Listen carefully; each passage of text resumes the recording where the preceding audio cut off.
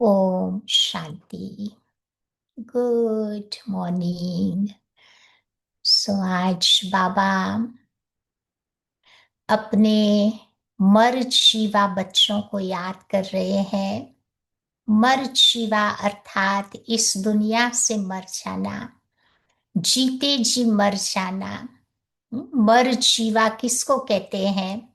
जो समुंदर के अंदर में जाते हैं, गहराई में जा करके अच्छी अच्छी चीजों को ढूंढ के ले आते हैं, उसको मरजीवा कहते हैं, गोताखोर कहते हैं।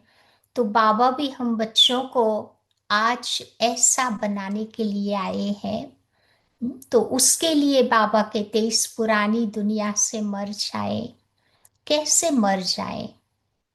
उसके सामने कुछ प्राप्ति हमारे पास होनी चाहिए, तो इस दुनिया को हम भूल सकते हैं। तो बाबा कहते तुम बच्चे भी गोताखोर बन करके, मरजीवा बन करके समुंदर की गहराई में चले जाओ। वो गोताखोर तो एक समुंदर की गहराई में जाता है, लेकिन बाबा आज हम बच्चों को कह रहे हैं कि तुम 7 समुंदर की गहराई में चले जाओ। ये 7 अक्षर बहुत पॉपुलर है।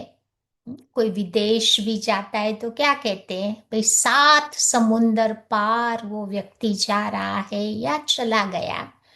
तो आज बाबा भी हमें 7 समुंदर की गहराई में जाने की बातें कर रहे हैं। तो कौन कौन से 7 समुंदर की गहराई में जाकर हमें भी मर जीवा बनना है? तो पहला है, जभी भी बाबा को याद करते हैं ना, तो सोचो कि परमात्मा पिता ज्ञान का सागर है।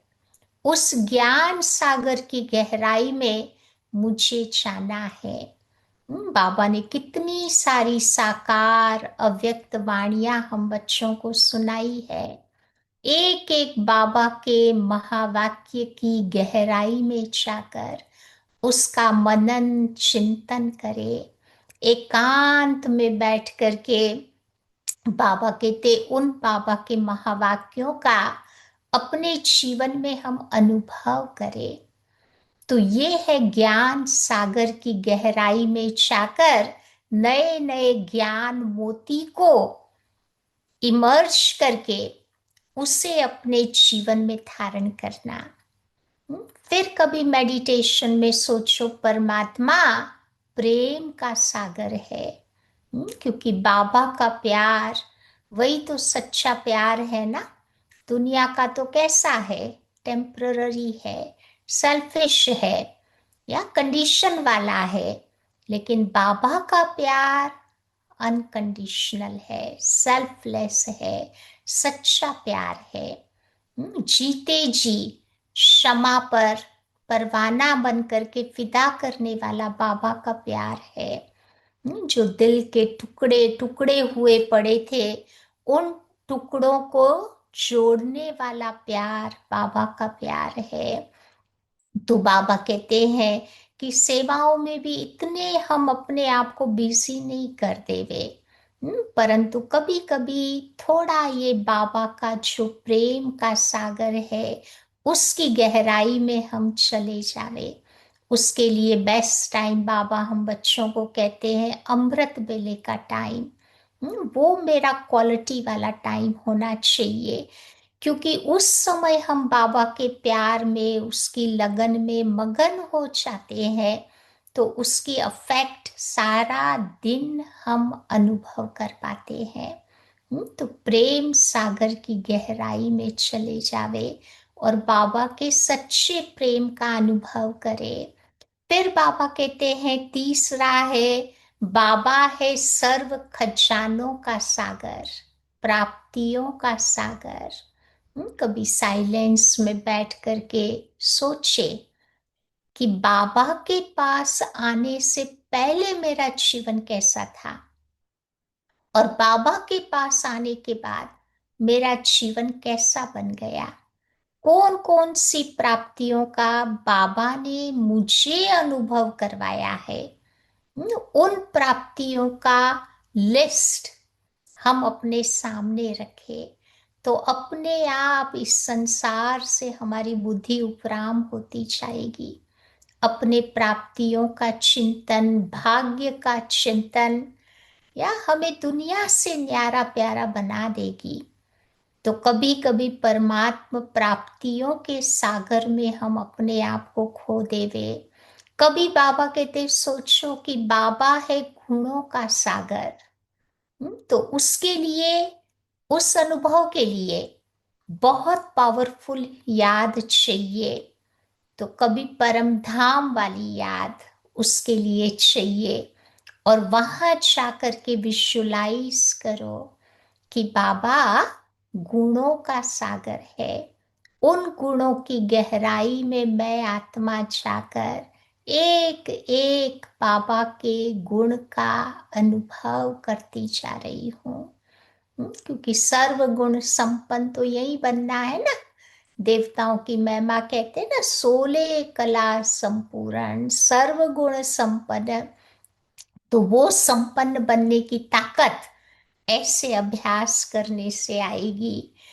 तो कभी कभी मेडिटेशन में सोचो कि बाबा शक्ति का सागर है, उस सागर की गहराई में हम चले जावे, और विजुलाइज करो कि मैं आत्मा मास्टर सर्व शक्तिवान हूँ। परमात्मा की एक शक्ति ही अलग अलग रूपों में काम कर रही है। जैसे इस दुनिया में देखो इलेक्ट्रिसिटी है। जब वो बल्ब में चली जाती है तो प्रकाश देती है। वही इलेक्ट्रिसिटी फैन में चली जाती है तो हवा देती है। वही इलेक्ट्रिसिटी या ठंडियों में हीट पंप के द्वारा हीट देती है तो इलेक्ट्रिसिटी ना। तो ऐसे बाबा भी मेरा सर्व शक्तिवान है। जहां पर भी हम हैं, बाबा की इस महान शक्ति का आत्मा अनुभव कर रही है। तो ऐसे अमृत बेले बैठ करके उस सर्वशक्तिवान बाबा के साथ कनेक्शन जोड़कर अनंत शक्तियों का आत्मा अनुभव करे। तो उसके लिए उस सागर में भी हमें डुबकी मारनी पड़ेगी। फिर छठा बाबा कहते हैं सोचो कि परमात्मा वरदानों का सागर है।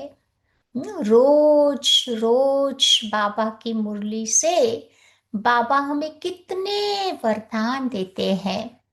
उन वरदानों को याद करते हुए उन वरदानों में हम टोटली डूब जावे, और लक्ष्य रखे कि आज की मुरली में बाबा ने मुझे जो भी वरदान दिया है उस वरदान के स्वरूप बन करके रहना है। जैसे आज बाबा कहते मर जीवा हो, तो सारा दिन अपने आप को याद दिलाना है कि बाबा ने मुझे मर जीवा बनाया है। तो अलग अलग सागर की गहराई में जा करके बाबा की उस पर्टिकुलर क्वालिटीज का मुझे अपने जीवन में अनुभव करना है। और सातवां सागर वो है परमात्मा सर्व संबंधों का सागर है। हर दिन अलग अलग संबंध बाबा के साथ जोड़कर हम बाबा के साथ और हाथ का अनुभव करें। अपने जीवन में योग में भी वो रमणीकता लावे। तो अपने आप बाबा कहते देह के संबंध, उससे आत्मा धीरे धीरे उपराम होती जाएगी। क्योंकि देह के संबंध है तो टेम्पररी ना। और आजकल के देह के संबंध भी तो देखो ना, कितना धोखा देने वाले हैं। आज इंसान यहाँ है, कल धोखा दे देवे, किसको पता है। लेकिन बाबा के साथ का मेरा संबंध, बाबा कभी अपने बच्चों को धोखा नहीं देगा। बाबा अपने साथ अपने बच्चों को लेकर के जाएगा। इसीलिए मुझे दुनियावी संबंधों में न अपनी बुद्धि अटकानी है, न लटकानी है, न चटकानी है। बाबा के साथ मुझे अपने सर्व संबंध छोड़ने हैं, क्योंकि इस संसार में देखो कोई हमारा सगा नहीं है। ये हम सबको अनुभव है। कभी भी कोई भी व्यक्ति चला जा सकता है। या तो इसीलिए ये पाथ अकेले चलने का पाथ है। अकेले चलते चलो, बाबा को अपने साथ रखो, तो चलो बाबा वो हमारे में ताकत भर देगा। फिर दुनियावी संबंधों की ओर हमारी बुद्धि पूल नहीं होगी। तो आज बाबा ये 7 समुंदर की बात कर रहे हैं। इन सातों समुंदर में मर्द शिवा बन करके मुझे अपने आप को अंदर में गोते खाते रहना है। अपने आप को बाहर नहीं निकालना है। तो बहुत अच्छे अच्छे ज्ञान रतन हमें अपने जीवन में अनुभव होंगे, और उसे हम अपने जीवन में धारण कर औरों को भी करा पाएंगे। ओम शांति।